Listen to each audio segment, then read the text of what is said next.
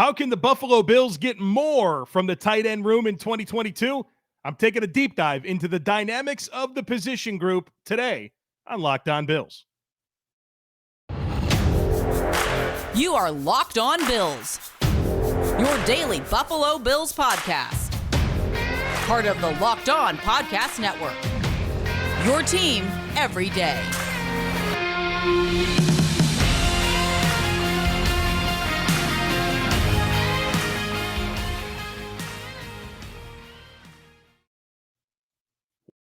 What's up, Bills Mafia? It's Joe Marino from the Draft Network, and I'm your host of Locked On Bills.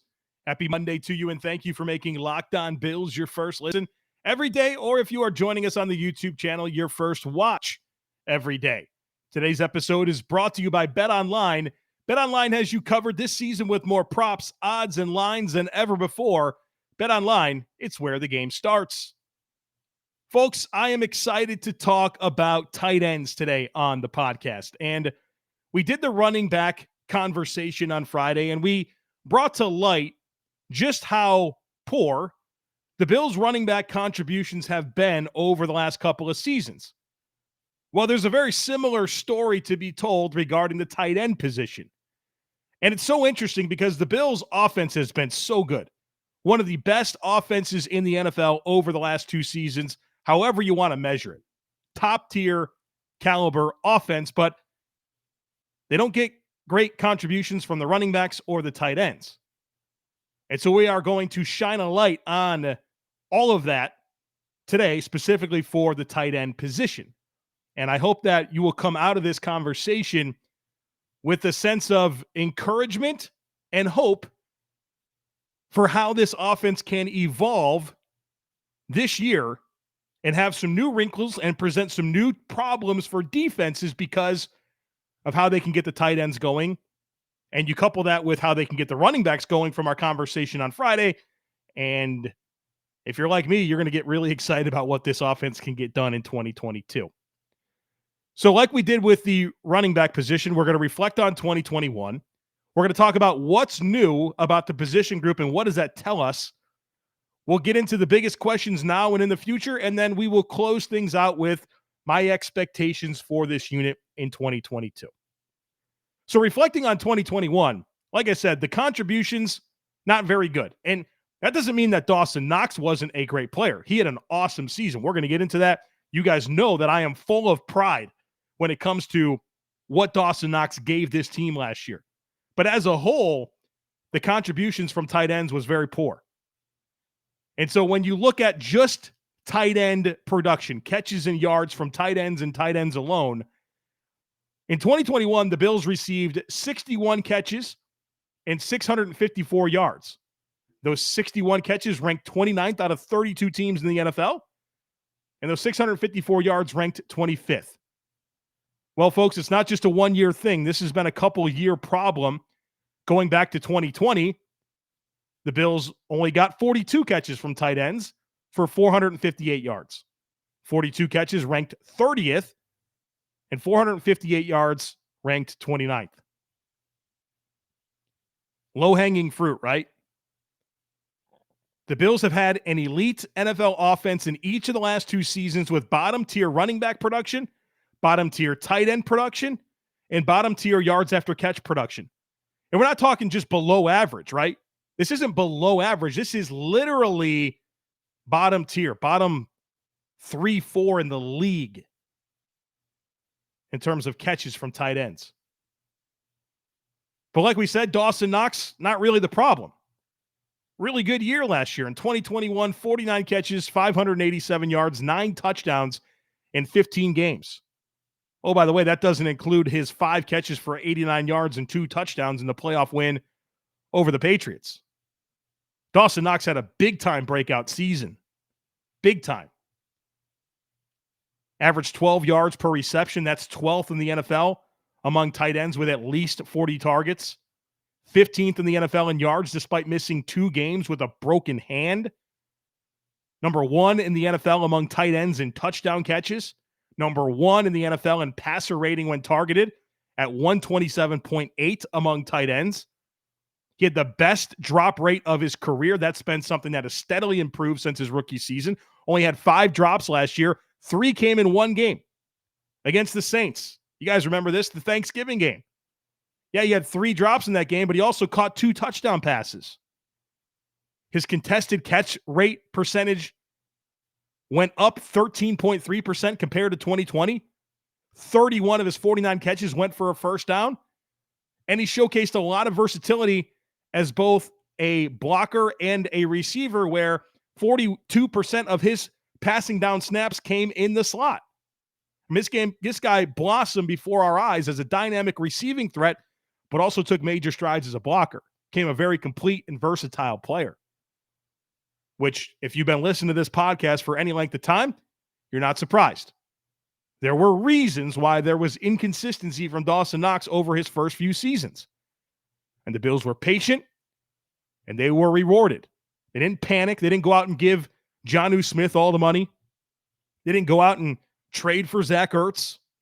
They were patient and developed a player in Dawson Knox that has a really unique skill set and is top tier of the league when it comes to size and athleticism. Just a really, really unique player that brings a lot to the table.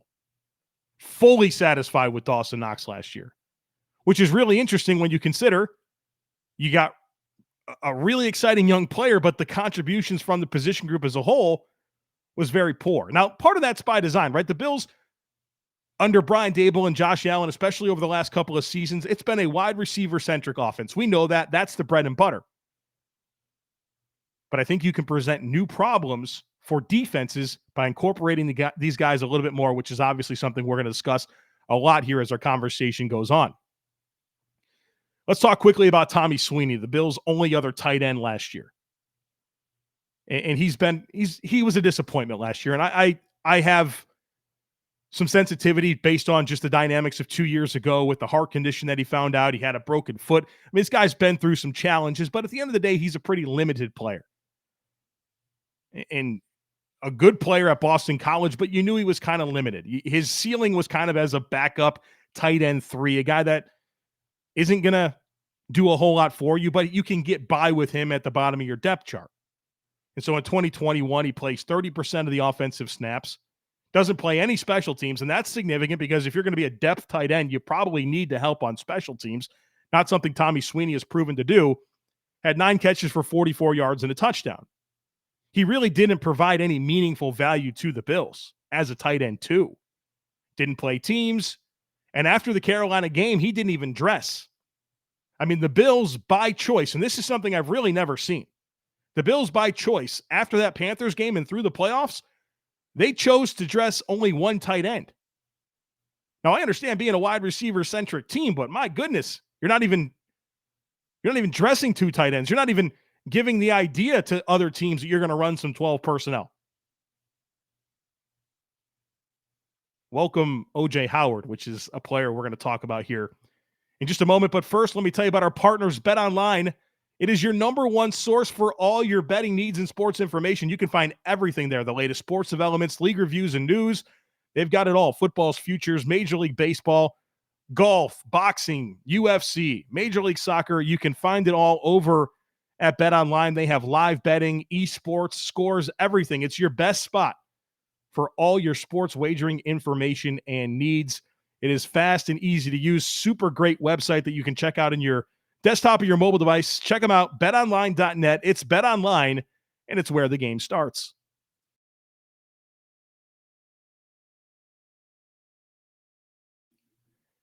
So what's new? What's new about this position group, and what does that tell us about the position group, right?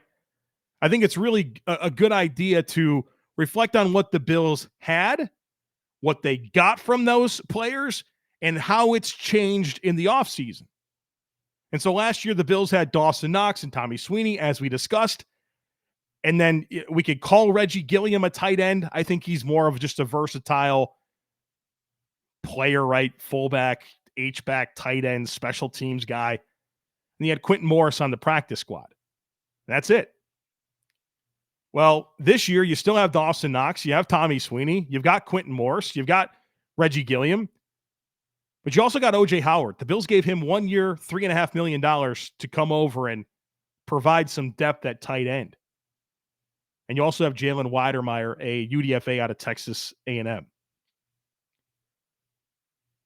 So the notable addition here is O.J. Howard. So you went from Dawson Knox and Tommy Sweeney to Dawson Knox and O.J. Howard. Well, tight ends, that tells you, right? It tells me that tight ends are going to be a bigger priority this season. It's part of the evolution of the offense, which we're going to get into. Like I said, this is a wide receiver-centric offense and has been under Brian Daboll. That's the bread and butter. But that doesn't mean you can't get more out of the running backs and tight ends. And the Bills have had some injuries at receiver, right? Whether that was in 2020, you think about Cole Beasley and Stephon Diggs late in the season and into the playoffs having some injuries pop up. Emmanuel Sanders was injured last year. And while the Bills have good depth at receiver, and I'm pretty satisfied with that group, it'd be nice for the Bills to be able to lean on tight ends and running backs a little bit more to just give them more in the arsenal, right? More in the holster, more problems to present for defenses. I've said that a couple of times, right? More problems to present for defenses. That's a big theme that I want to drive home here, and the Bills can really do that with these tight ends that they have. So to go from dressing one tight end by choice to paying a highly intriguing player in O.J. Howard as a backup, $3.5 million, that's a strong indicator, in addition to the coaching influences of Ken Dorsey and Mike Shula, that we're going to see a little bit more out of tight ends in 2022. So that's what the new addition of O.J. Howard tells me. So what are the biggest questions now and in the future for the Bills at tight end? I think the first one is Dawson Knox and his contract situation. And as I've stated, I'm going to start to funnel in some of the questions that were submitted to me about the position groups at this point in our discussion regarding these positions. And my apologies, because I did not write down who sent in this question, but I have the question down. But the question is, with Dawson Knox and O.J. Howard on expiring contracts and Knox working on a huge breakthrough, there will be at least one team that offers him big money. What do you think the Bills and Brandon Beane will do to keep Knox? Or if they can't keep him, do the Bills move forward? How do the Bills move forward, especially if they plan on playing two tight ends this season? So let's talk about Dawson Knox, whose contract is up after the season. And, I'm really excited about what he showed last year, and I'm really excited for him to stack another great season on top of it. But if he stacks another great season on top of it, this contract is going to be huge. And I'm afraid that it already is pretty big. And that's why I think that Brandon Beane should seriously consider doing the extension right now. The tight end market is booming. It is absolutely booming. Mark Andrews, big-time contract extension. Dallas Goedert with the Eagles. Hunter Henry and Jonnu Smith, what they got last year from the Patriots. You're seeing role players like an Ian Thomas in Carolina, Will Dissly. Those guys got paid pretty considerable money as role players. Zach Ertz got extended by the Arizona Cardinals. Look at what the Jets gave Tyler Conklin and CJ Uzoma.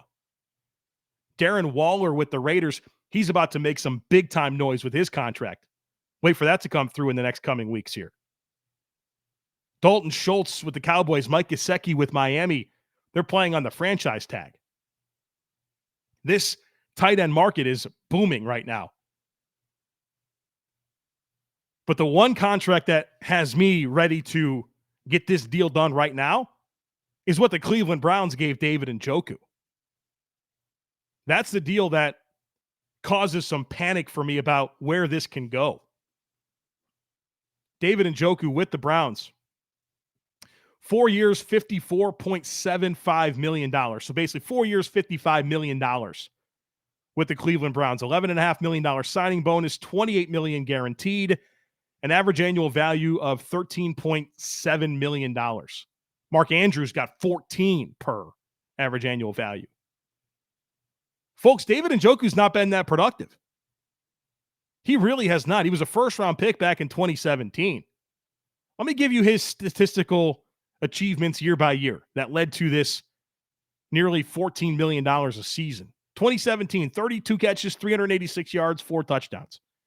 2018, 56 catches, 639 yards, 4 touchdowns. 2019, 5 catches, 41 yards, and a touchdown. 2020, 19 catches, 213 yards, 2 touchdowns.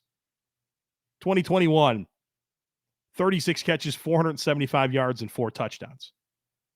So this dude, in the year before he got a $14 million per season deal to play tight end for the Browns, 36 catches, 475 yards, and 4 touchdowns. Now, I know that there's an exciting ceiling with David Njoku, right? This guy is a freak in terms of size and athleticism.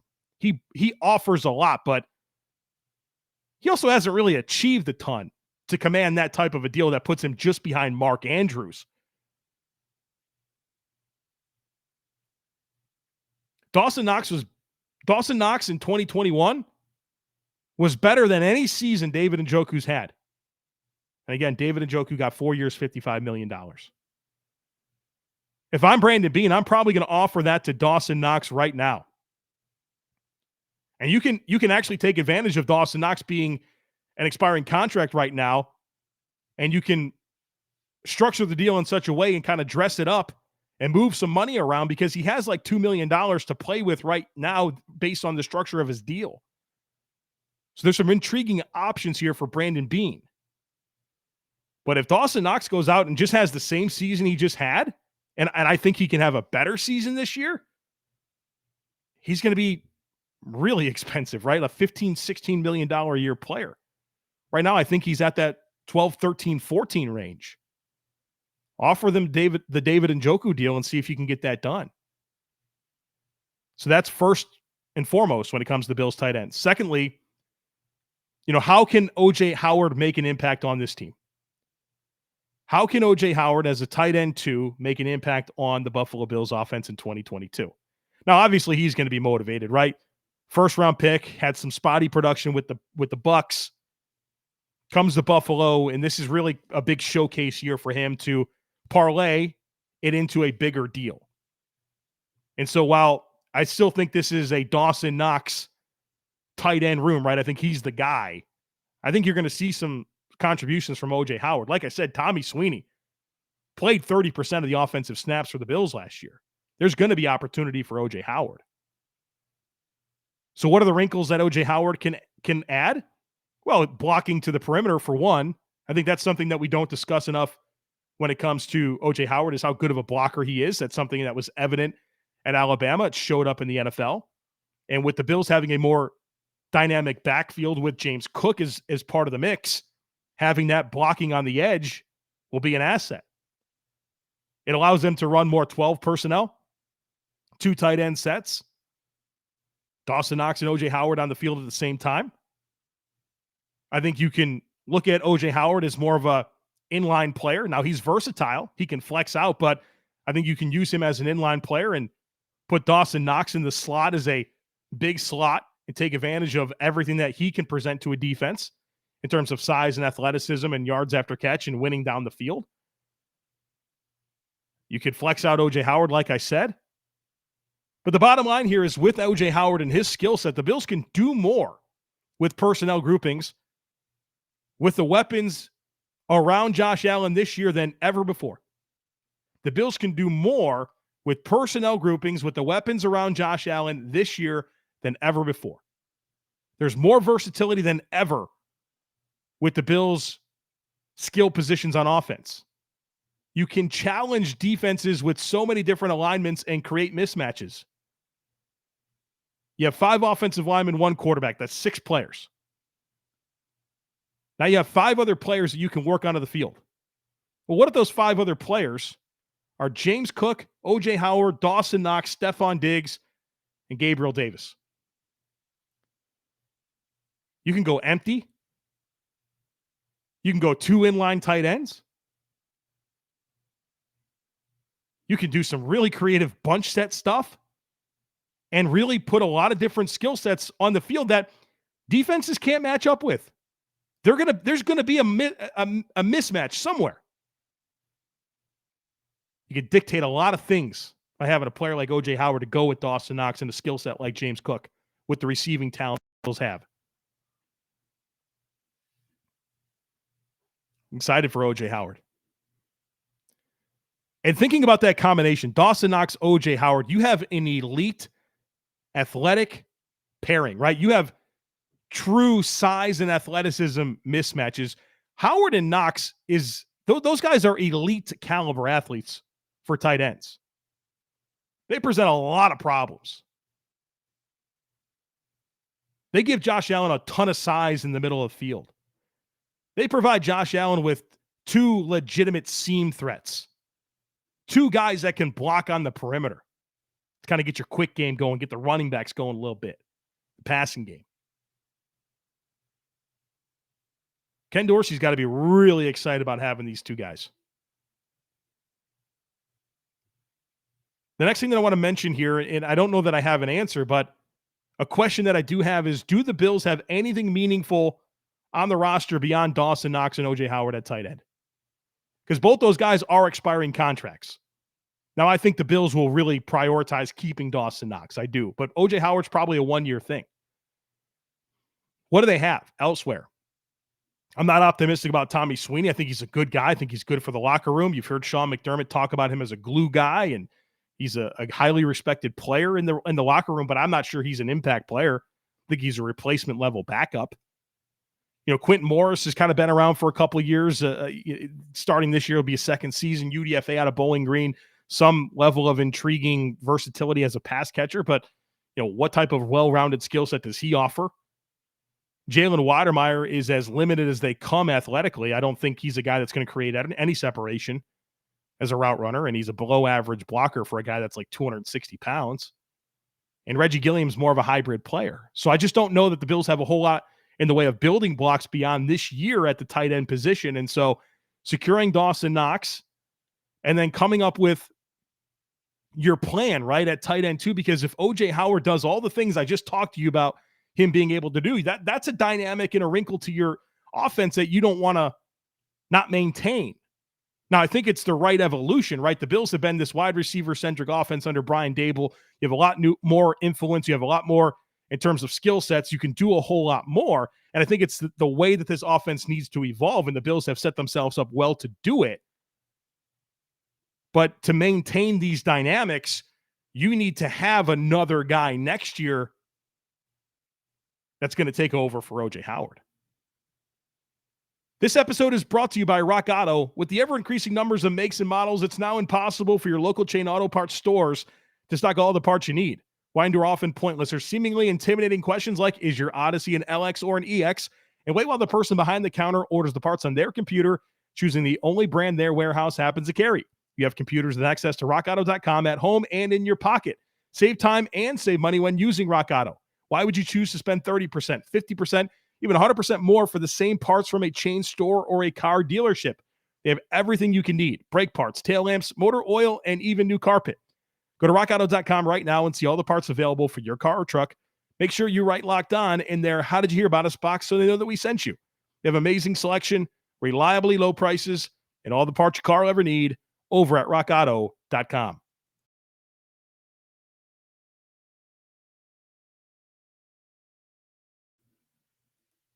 So let's close things out today by talking about my expectations for this unit in 2022.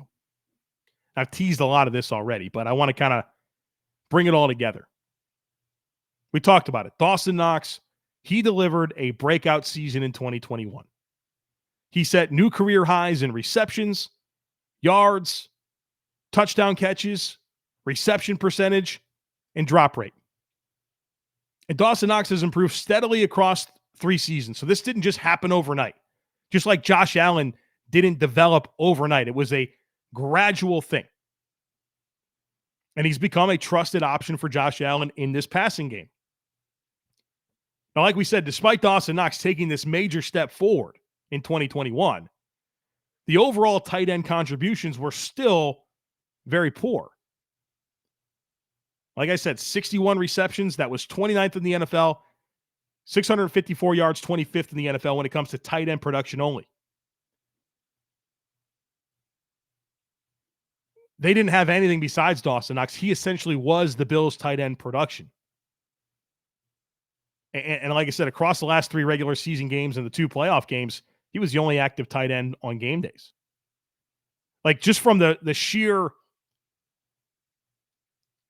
depth perspective, right? Like, you need to have a better player in case something happens to Dawson Knox. But not only that, but how you can get more tight ends going, because that needs to happen. And I think they've drastically improved the depth behind Dawson Knox with the signing of O.J. Howard. Obviously, it strengthens the unit as a whole, but it signals to me that there's going to be an increased utilization of the tight end position in this offense. And, maybe that even means 2 tight end formations. Now, this is something that I brought up a few times on the podcast. So if you're a regular listener, you're not, this isn't going to be new to you, but anytime that you are processing what this Bills regime does and you're trying to understand the vision, it's always a good idea to consider the elements in place for the Carolina Panthers during Sean McDermott and Brandon Beane's mutual time together from 2011 to 2016 before taking over in Buffalo. And I go back to 2011 with the Carolina Panthers. And that offense featured Mike Shula, who is now one of the Bills' offensive assistants as an assistant coach there. But also, they had the tight end duo of Greg Olsen and Jeremy Shockey. And that year, the Panthers' tight ends accounted for 85 receptions and 1,008 yards, which is basically what the Bills have received over the last 2 years. And then in 2011, Olsen and Shockey for Carolina, they accounted for 151 targets, which was 30% of the Panthers' passing attempts.